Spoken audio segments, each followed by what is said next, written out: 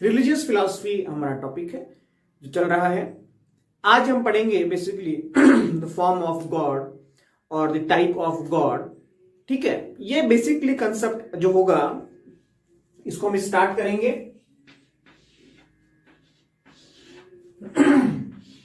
तीन मॉड्यूल, तीन फॉर्म, तीन टाइप, तीन कैरेक्टर्स बेसिकली हम कह सकते हैं गॉड के एक्सेप्ट किए गए हैं वर्ल्ड वाइड, चाहे वो इंडियन फिलॉसफी हो, चाहे वेस्टर्न फिलॉसफी हो, चाहे कोई सी भी हो।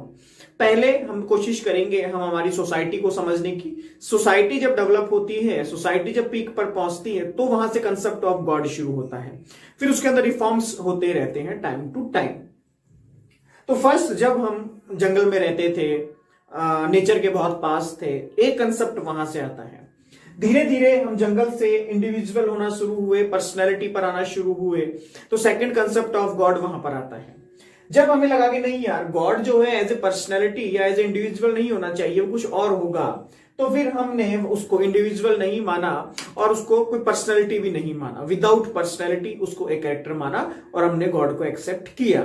बेसिकली बेसिक फंडा यही है, द कंसेप्ट ऑफ गॉड और the existence of God based on your thoughts. आपके विचारों का खेल है और उसके अलावा कुछ भी नहीं है। आप चाहे तो उसको स्वीकार कीजिए, आप चाहे तो उसको अस्वीकार कीजिए, उससे कोई फर्क नहीं पड़ता है। ठीक है, मुझे लगता है कि वो इस पत्थर में है तो वो उस पत्थर में हो जाएगा, मुझे लगता है वो इस दीवार में है तो वो दीवार में हो जाएगा। ये हमारी सोचने की बात है। प्लस हमारी जो परवरिश जिस माहौल में हुई है, हमारी सोसाइटी का जो एटमॉस्फेयर है, उसके अकॉर्डिंग हमारे अंदर ये डेवलपमेंट्स होते हैं। The concept of tabula rasa means starting में जब बच्चा होता है उसके अंदर कोई थॉट्स नहीं होते हैं, कोई डेवलपमेंट नहीं होता है। धीरे धीरे उसकी जो सोसाइटी है, उसके आसपास का एटमॉस्फेयर है, वो उसको नॉलेज देना शुरू करता है, एजुकेट करना शुरू करता है, चाहे वो रिलीजियस नॉलेज हो, चाहे वो सोशल नॉलेज हो, चाहे वो और कोई नॉलेज हो। तो ये कॉन्सेप्ट जो है आफ्टर द टेबुलर रासा, दिमाग खाली होता है, मन में कोई विचार नहीं होता, धीरे धीरे सोसाइटी के अंदर डेवलपमेंट्स आते हैं।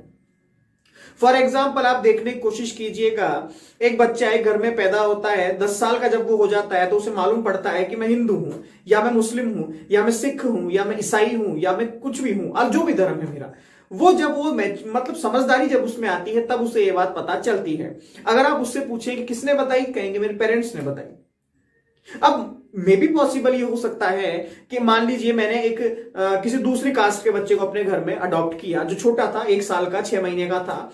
मैंने उसकी परवरिश करना शुरू किया और मैंने उसे कहा कि भैया आप हिंदू हैं, और वो कहे हाँ साहब मैं हिंदू हूं। उसे नहीं पता कि वो कहां से आया, वो क्या था, वो क्यों था, वो किस लिए था, बट मैंने जो उसको नॉलेज दी वही नॉलेज उसके लिए आगे तक जाएगी। यही कंसेप्ट चलता है रिलीजियस फिलॉसफी में। रिलीजियस फिलॉसफी बेसिकली, जैसा मैं हमेशा कहता हूं, ये बेस्ड ऑन डेवोशंस है, बेस्ड ऑन आपका जो लव है टू गॉड, टू नेचर, ये उसकी बात करती है। आप जैसी नॉलेज आगे डिलीवर करेंगे, वही नॉलेज आपकी सोसाइटी में घूमती रहेगी लंबे टाइम तक, जब तक कि आपकी सोसाइटी डिस्ट्रॉय नहीं हो जाती है। फॉर एग्जाम्पल आपकी इंडस वैली सिविलाइजेशन, वो लोग कितने स्पिरिचुअल थे, नहीं थे, वॉट एवर, बट ये कंफर्म है कि वो कंप्लीटली मेटलिस्टिक लोग थे। 101% मेटलिस्टिक पीपल्स हैं वो, क्योंकि वहां पर आपको कोई एविडेंसेस ऑफ टेम्पल्स नहीं मिले हैं। वहां कोई मंदिर नहीं है, कोई मस्जिद नहीं है, कोई गुरुद्वारा नहीं है, कुछ नहीं है वहां पर। इट मींस वो लोग इतने ऊपर पहुंच चुके थे, इतनी ज्यादा साइंस का डेवलपमेंट हो चुका था कि उन्हें पता था कि ये जस्ट एक विचार है, जस्ट एक थॉट है और कुछ नहीं है, हमें अपना काम करना चाहिए, दैट्स इट। तो वहां पर जो लोग हैं उनकी मेंटलिटी अलग है, बट जैसे ही सोसाइटी खत्म होती है हमें नहीं पता कि वो क्या थे, क्यों थे, किस लिए थे। इसी तरह ये जब तक विचार होते हैं, ये तभी तक सरवाइव कर सकते हैं जब तक कि आपकी सोसाइटी सरवाइव कर रही है। जैसे ही आपकी सोसाइटी खत्म होगी, ये सारे के सारे थॉट्स भी खत्म हो जाएंगे उसके अंदर। तो स्टार्टिंग होती है जब हम नेचुरल थे, हम जब प्राकृतिक थे, तो the concept of naturalistic God, ये नेचुरलिस्टिक बात करेगा कि ईश्वर जो है वो प्राकृतिक सत्ता है। गॉड एक नेचुरलिस्टिक अप्रोच है, नेचुरलिस्टिक उसका एग्जिस्टेंस है, वो नेचर के अंदर है, वो नेचर के जैसा ही है, उसके अलावा वो कुछ नहीं है। फॉर एग्जाम्पल सांख्य दर्शन कहता है, what is the concept of प्रकृति। प्रकृति क्या है, जो सृष्टि के निर्माण से पहले रहती थी और सृष्टि के निर्माण के बाद भी रहती है, वही प्रकृति है। इसी तरीके से नेचुरलिस्टिक थॉट जो है, इसका डेवलपमेंट हुआ हमारी क्यूरोसिटी से, हमारी जिज्ञासा से। जब हमें चीजें समझ में नहीं आई कि ये क्या है, ये कैसे होता है। जैसे ही मान लीजिए एक छोटा बच्चा है, उसको आप जंगल में ले जाकर छोड़ दीजिए, वो जब देखेगा ये बारिश, ये पेड़, ये नदियां, ये समुद्र, उसको समझ में नहीं आएगा। और अगर आप उसे नॉलेज नहीं देते हैं कि ये भैया क्या है, तो शायद जिंदगी भर उसे समझ में ना आए कि वो क्या है। तो वहां से उसकी क्यूरोसिटी का डेवलपमेंट होता है, उसकी जिज्ञासा आगे बढ़ती है, वो थोड़ा मीमांसक होता है और फाइनली वो ये कहता है कि मैं जिसको समझ नहीं सकता, या मैं जिससे लड़ नहीं सकता, या मैं जिसके आगे कमजोर हूं, उसको मैं मान लेता हूं एक natural power, supernatural power, as like a god, as like creator, जो भी आप इसको मानना चाहें। तो वहां से आपका डर जब था, आपकी क्यूरियोसिटी जब पैदा हुई, तो डर plus curiosity is equal to the development of god. वहां से आपने डेवलपमेंट ऑफ गॉड किया, वहां से गॉड का कंसेप्ट आपने उठाया और उसके बाद आपने फर्स्ट सेगमेंट डाला the naturalistic form of God, कि वो प्राकृतिक है, प्रकृति की सभी घटनाएं वो चलाता है, वो प्रकृति के जैसा ही है, वो प्रकृति के अंदर रहता है, प्रकृति से बाहर कभी नहीं जाता है, whatever मीन्स फर्स्ट कंसेप्ट जो है वो हमारी सोसाइटी का इनिशियल फेज जो है उसके ऊपर बेस्ड है। सेकंड जब आता है, इसमें थोड़ा डेवलपमेंट जब मैंने किया, जब मैंने ये कहा कि भैया देखिए थोड़ा सा अब आप अंदर की तरफ झांकना शुरू कीजिए according to Indian philosophy, western philosophy, Indian philosophy, अभी ये दोनों का कॉमन टॉपिक है। लेकिन जब मैं मेजॉरिटी ऑफ इंडियन फिलॉसॉफी की बात करता हूं तो वहां से जो कंसेप्ट आता है इंडिविजुअल का, पर्सनैलिटी का कंसेप्ट, वो है आपका the second form of God, जिसके अंदर कहा गया है गॉड एक इंडिविजुअल है, एक पर्सनैलिटी है, उसके अलावा कुछ नहीं है। ये कंसेप्ट जो है बेस्ड ऑन कॉन्शियसनेस, चेतना के ऊपर बेस्ड है। चाहे मैं योग दर्शन की बात करूं, चाहे मैं सांख्य दर्शन की बात करूं, चाहे मैं अरविंद की बात करूं, या फिर मैं आपके लाइबनिट्ज की बात करूं, कंसेप्ट कॉन्शियसनेस के ऊपर बेस्ड है। इन तीनों ने एक ही बात कही है कि जब कॉन्शियसनेस हाईएस्ट हो जाती है तो वो इक्विवेलेंट टू गॉड हो जाती है। इट मींस गॉड का कंसेप्ट क्या है, ये पूरा मकान गॉड है क्या? नहीं, कॉन्शियसनेस जिसके भी अंदर होगी, और वो कॉन्शियसनेस अगर मैक्सिमम हाईएस्ट लेवल पर पहुंच जाती है, उसका डेवलपमेंट हाईएस्ट हो जाता है, तो वो पर्सनैलिटी ही गॉड बन जाएगी। बेसिकली यहां पर कॉन्शियसनेस का पूरा खेल किया गया है, रिसर्च किया गया है, साइंस को इसमें मिक्स किया गया है, लॉजिक्स को इसमें डाला गया है, और उसके बाद कोशिश की गई है कि कंसेप्ट ऑफ गॉड को हम प्रूफ कर दें। बट एक बात आप ध्यान रखिएगा, गॉड के कंसेप्ट को आप लॉजिकली प्रूफ नहीं कर सकते हैं। यह टॉपिक लॉजिकली प्रूफ होने वाला नहीं है। इसीलिए एक बात हमेशा ध्यान रखिएगा, एक रिलीजियस पर्सनैलिटी और एक फिलोसफिकल पर्सनैलिटी अगर दोनों आसपास बैठ जाते हैं तो रिलीजियस वाला थोड़ा सा पीछे हट जाएगा। उसको पता है कि मेरे पास लॉजिक्स नहीं है और ये लॉजिक्स में मुझे मारेगा अभी, तो वहां पर डिस्कशंस नहीं होते हैं, वहां पर फिर हाथापाई होती है। ठीक है, तो इसीलिए एक फिलोसफर और एक रिलीजियस पर्सनैलिटी होते एक जैसे ही हैं, दोनों को नॉलेज है, बट रिलीजियस के पास डेवोशंस है, स्पिरिचुअलिटी है, डेडिकेशन है, बट लॉजिक्स नहीं है। वो जानने की कोशिश नहीं करता है कि मैं क्यों हूं या मेरा ईश्वर क्यों है, वो जस्ट उस पर बिलीव करता है कि ये होता है, दैट्स इट। मुझे इसको मानने से खुशी मिलती है, मुझे इसको मानने से मोटिवेशन मिलता है, मुझे इसको मानने से बहुत आराम मिलता है लाइफ में, दैट्स इट, मुझे क्यों जानना है। ये लोग कहते हैं कि जब हम डॉक्टर के पास जाते हैं तो हम डॉक्टर को सिर्फ बीमारी बताते हैं, डॉक्टर उसकी दवाई देता है, हम ये भी नहीं जांचते हैं कि वो दवाई किस चीज की है, उसमें कौन सा साल्ट है, वो साल्ट क्या काम करता है, वो कहां पर अटैक करता है, उससे मेरा क्या फायदा होगा, क्या फायदा नहीं होगा, हम कुछ नहीं करते हैं। हम जस्ट एक डेडिकेशन, एक डेवोशन होता है टू द डॉक्टर कि भैया उसने दिया है, दैट्स इट, मुझे खाना है, मैं ठीक हो जाऊंगा। और ये साइकोलॉजिकल डेवलपमेंट है, साइकोलॉजिकल पावर है कि आप ठीक हो जाते हैं। तो यहां पर जो रिलीजियस पर्सनैलिटीज है वो कहती है कि हर जगह पर आप लॉजिक्स का अगर यूज करेंगे तो जरूरी नहीं है कि आप सही हो, आप इससे अपना नुकसान भी कर सकते हैं। यहां पर कंसेप्ट ऑफ गॉड भी एक ऐसा ही टॉपिक है जहां पर आप लॉजिकली इस पे बात नहीं करेंगे। तो ये जो सेकंड टॉपिक है जहां पर गॉड को एज ए इंडिविजुअल और एज ए पर्सनैलिटी माना है, यहां इन लोगों ने कोशिश की है थोड़ा सा लॉजिकल होने की, बट ये कंप्लीट सक्सेसफुल इसमें भी नहीं हो सकते हैं। यहां पर बेसिकली गॉड को मैं अगर कहूं कि उसकी बहुत सारी अप्रोच है, बहुत सारी प्रोसेस है, मैं कहूं कि अगर जो एलिमेंटल पावर है उसकी, एलिमेंट्री पावर्स जो है उसकी, एलिमेंट्री प्रोसेस जो है गॉड का, उसको इन्होंने डिस्कस किया है यहां पर। और 3 एलिमेंट्री कैरेक्टरिस्टिक्स गॉड की इन्होंने मानी है, जिसके अंदर स्टार्टिंग का वर्ड जो है वो कॉमन रहता है, वो है ओमनी।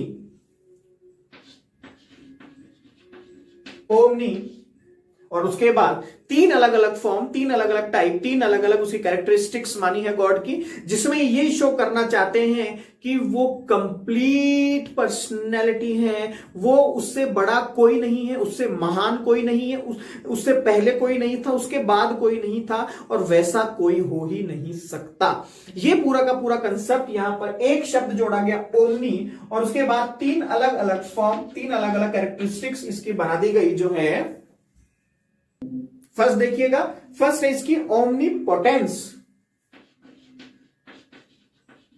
पोटेंस है तो उसके बाद कहीं ना कहीं मैंने आपको कहा था स्टार्टिंग में साइंटिफिक अप्रोच है, तो याद करने का तरीका दूसरा वाला वो है ओमनीसाइंस। पोटेंस दे दिया, साइंस दे दिया, अब मैं क्या करूं, प्रेजेंस भी तो बताना पड़ेगा, तो ओमनी प्रेजेंस। ये 3 तरीके, 3 फॉर्म मानी गई है। हिंदी में अगर बताऊं तो इसका मीनिंग बड़ा इजी हो जाएगा आपका। फर्स्ट वर्ड जो है वो है ओमनीपोटेंस। ओमनीपोटेंस का मतलब क्या है, पोटेंशियल बहुत है, ताकत बहुत है, सर्वशक्तिमान है वो।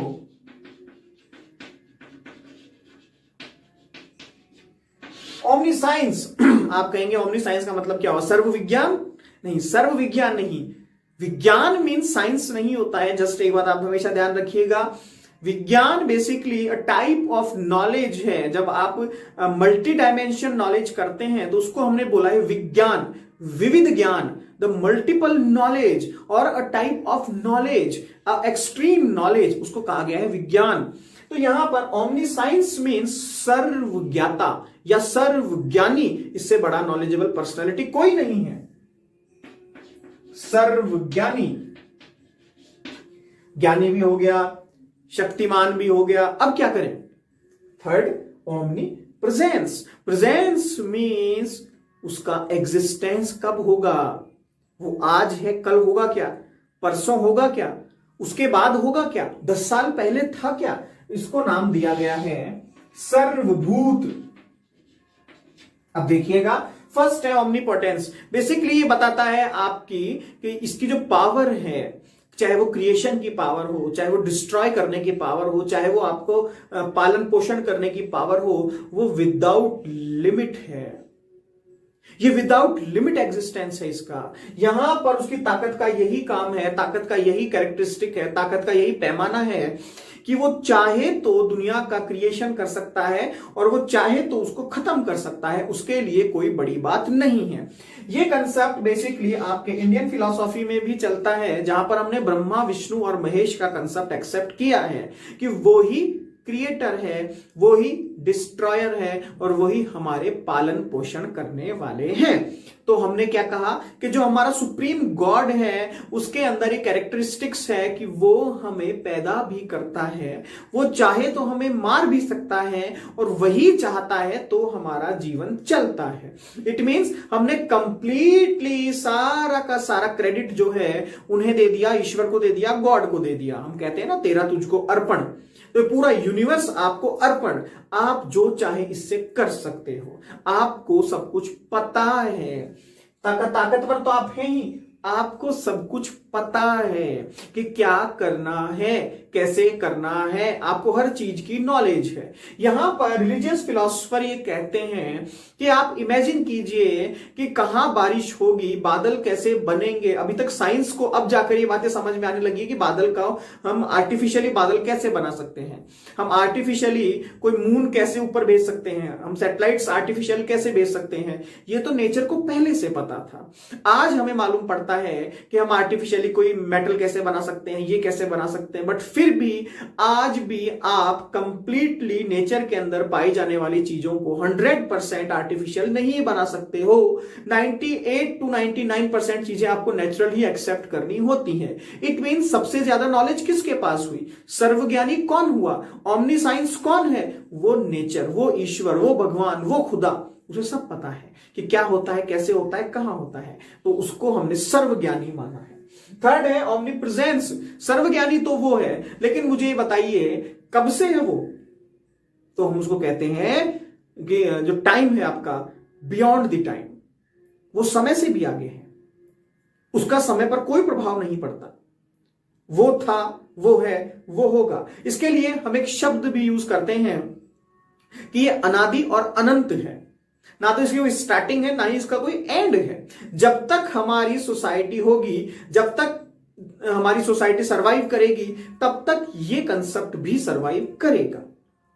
हो सकता है इस सोसाइटी से पहले इंडस वैली सिविलाइजेशन में कुछ और चलता हो, आज कुछ और है, 1000 साल बाद कुछ और चलेगा। तो मैं ये तो नहीं कह सकता कि जब से दुनिया है तब से इसका एग्जिस्टेंस है, बट मैं ये कह सकता हूं जब से सोसाइटी है तब से इसका एग्जिस्टेंस है, क्योंकि ये कंसेप्ट जो है वो हम इंसानों ने बनाया है, हमारा बनाया हुआ कंसेप्ट है। तो हमारी सोसाइटी जब से है और हमारी सोसाइटी जब तक है तभी तक ये सरवाइव करेगा, उसके बाद ये सर्वाइवल नहीं करेगा, या वॉटएवर जो भी होगा वो हमें नहीं पता। तो ये कंसेप्ट है बेसिकली ओमनीपोटेंस, ओमनीसाइंस, ओमनीप्रेजेंस। जब आप गॉड को एज ए इंडिविजुअल मानते हैं, एज ए पर्सनैलिटी मानते हैं, तो उसके 3 स्पेशल कैरेक्टरिस्टिक्स है। एक है जो ये कहती है कि वो विदाउट लिमिट कुछ भी कर सकता है। एक है जो ये कहती है कि वो बियॉन्ड द नॉलेज है, खुद नॉलेज है और बियॉन्ड द नॉलेज है।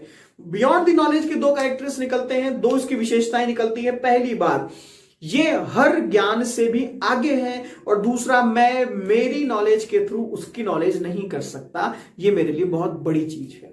और थर्ड है कि वो बियॉन्ड द टाइम है, वो टाइम के अंदर उसका कोई फर्क नहीं पड़ता, टाइम उसको कोई इंपैक्ट नहीं डाल सकता। थर्ड, जब उसको इंडिविजुअल नहीं मानता हूं, नॉन इंडिविजुअल या नॉन पर्सनैलिटी मानता हूं, तो वहां पर प्रॉब्लम ये आ जाती है कि मैंने गॉड को थोड़ा सा अलग कैरेक्टर्स में डाल दिया। लॉजिकली तो मैं इसको कभी प्रूफ कर ही नहीं सकता, ये कंप्लीटली बेस्ड ऑन डेवोशन है। यहां पर इन दोनों को मिक्सअप करके मैंने एक थर्ड फॉर्म बना दी है, जहां पर मैं कहता हूं कि ये एक ऐसी पर्सनैलिटी है, ये एक ऐसा खुदा है, ये ऐसा भगवान है जिसके बारे में मैं ये सब चीजें भी नहीं कह सकता। हो सकता है इसके अंदर इनका एग्जिस्टेंस हो, बट मैं प्रूफ नहीं कर सकता, मैं नहीं कह सकता। मैं सिर्फ ये कह सकता हूं कि वो है तो सही, लेकिन वो कैसा है, कहां है, कब है, क्यों है, किस लिए है, वो मुझे नहीं पता। तो ये बेसिकली आपका टॉपिक है। यहां से क्वेश्चंस जब भी आएंगे तो बेसिकली यही आएंगे कि जो गॉड है उसकी जो फॉर्म है वो कैसे आप उसको एलोब्रेट करते हैं, कैसे नहीं करते हैं। वेस्टर्न फिलॉसफी और इंडियन फिलॉसफी में भी आपको ये काम आने वाली चीजें हैं, तो इसको आप रीड आउट करते चलिए।